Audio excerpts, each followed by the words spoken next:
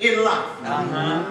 They don't know how to get down low. And I stop by to tell you that I see Jesus showing me that sometimes in order to reach some folk, they're not always up in high elevated places. But some of them are in low positions. Some of them have low estate and even low self-esteem. And if we are going to reach them, we got to learn how to get down with them. You know, sometimes when some of us in church, if you're not too holy this morning, when we hear the word get down, we think about in the nightclubs, boogieing, doing the cabbage patch and all them other stanky legs and whatever else they're doing in the club. But I stopped by to tell us that we as Christians, we don't really know how to get down. But I stopped by to tell you, if you want to learn how to get down, you got to learn how to get down on your knees. While you're down there, you ought to help somebody get up on their feet.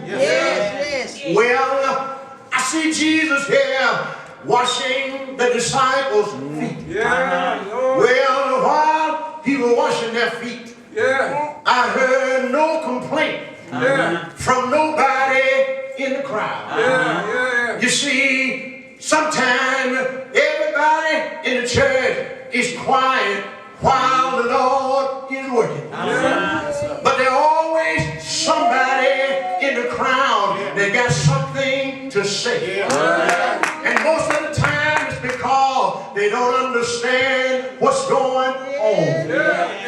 Have I got a witness? Well, the record said when Jesus approached Peter, then Peter said, Lord, you shouldn't be washing our feet. But the Lord told Peter, he said, what I'm doing now, you can't understand.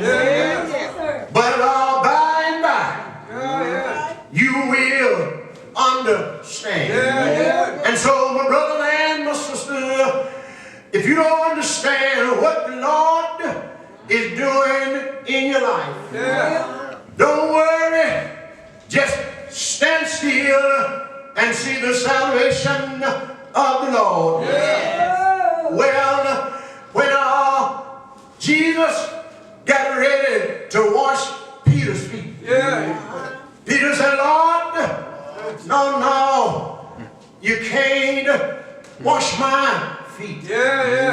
But I heard Jesus when he told Peter, he said, Peter, if I don't wash you, you don't have no fellowship with me.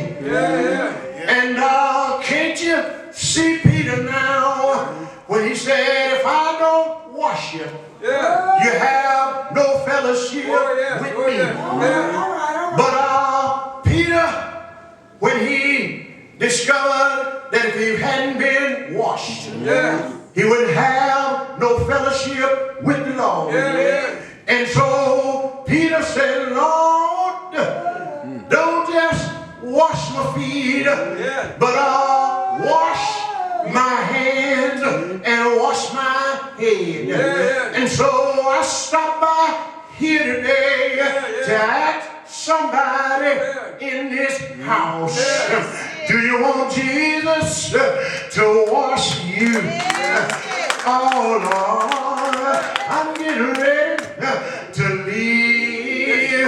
leave y'all alone.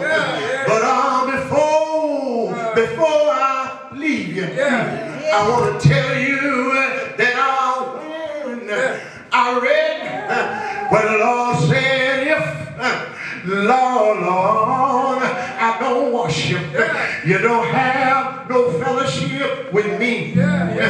I feel just like Peter. Lord, don't just wash my feet, But I stopped by today to say, Lord, would you please wash my hands?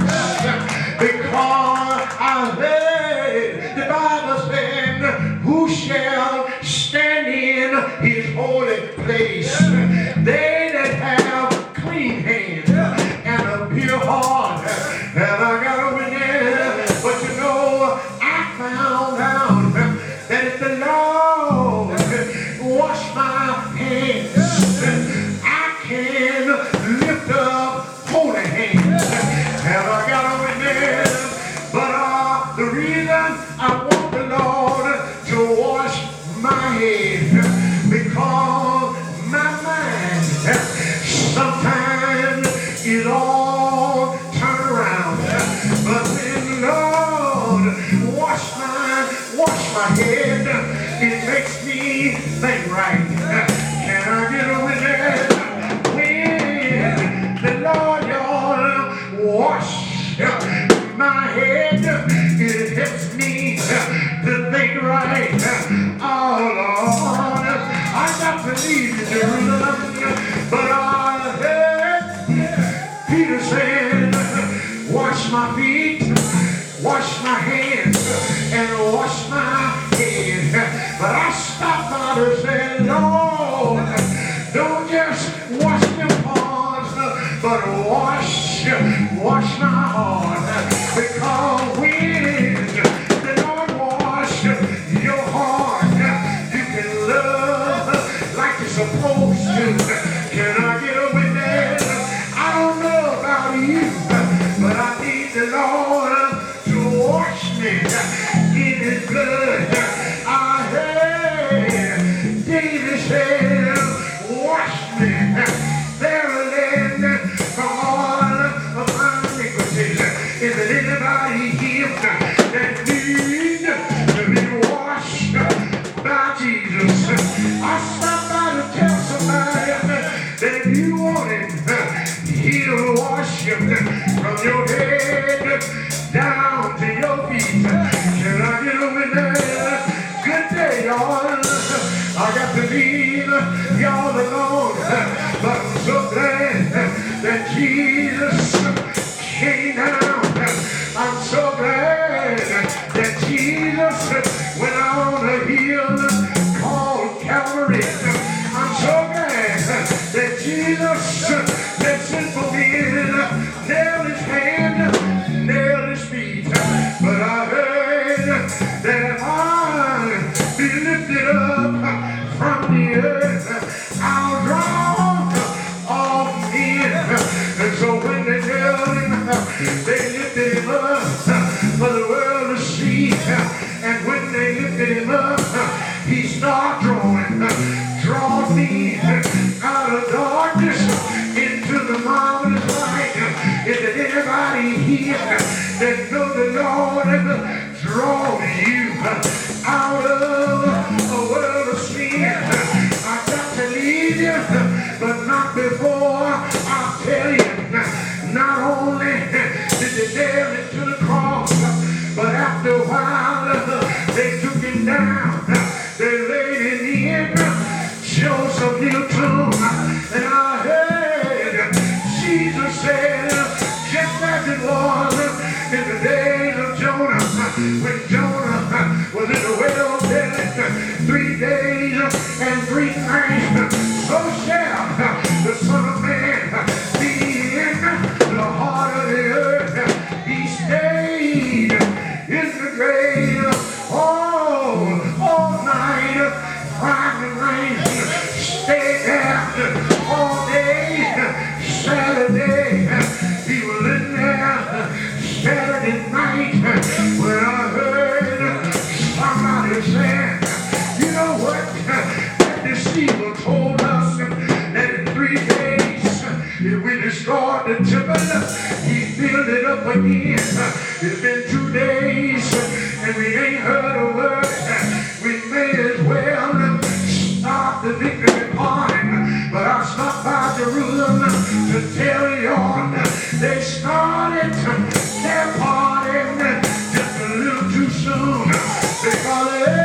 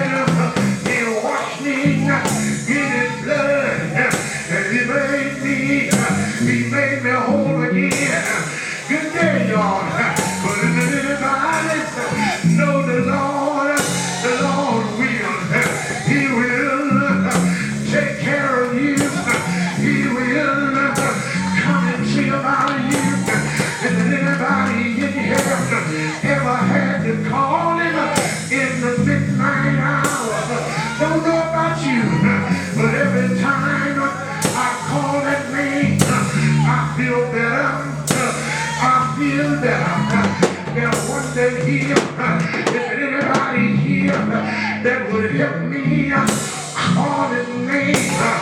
Somebody call him Jesus. Somebody call him Jesus. Son of David, Jesus.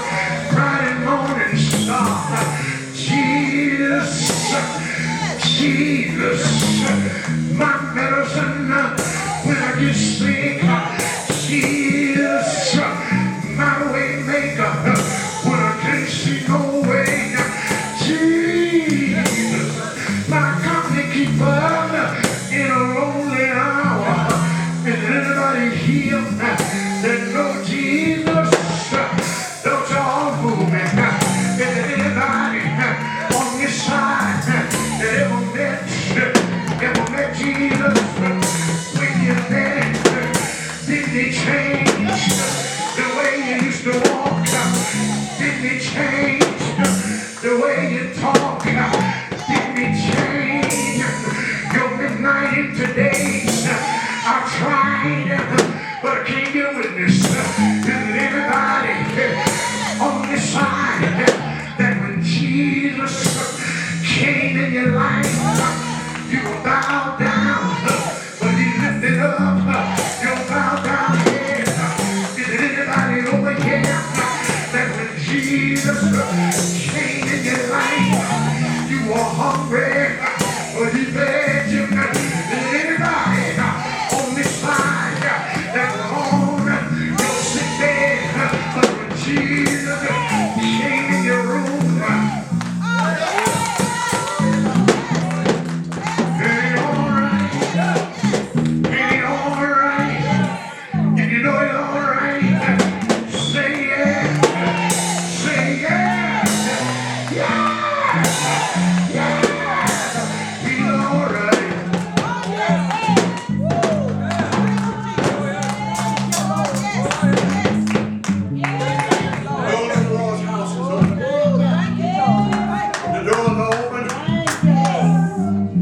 Come now, just as you are, weary, wounded, and sad.